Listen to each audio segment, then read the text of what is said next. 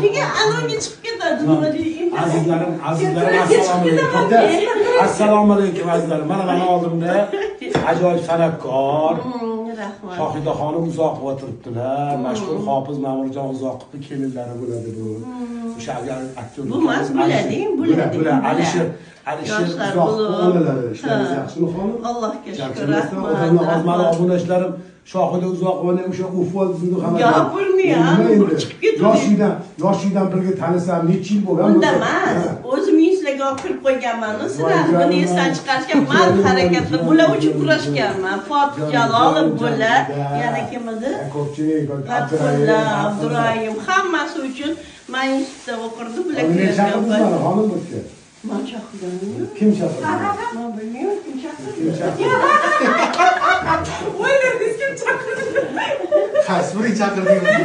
O'tgan yangilaringiz bormi? Rahmat. Bir ana qilganda rosinma bo'ldi-ku, kim bilandir chiqib hammaga ana qilib qoldingiz-ku, vahoga qoldim. Yo'llarga xotir ham qo'yaman hozir. Rozimisiz, buni ham qo'yaman o'rtoqlar. Cho'lab o'pkanimni qo'yaman uzoq bo'ladi.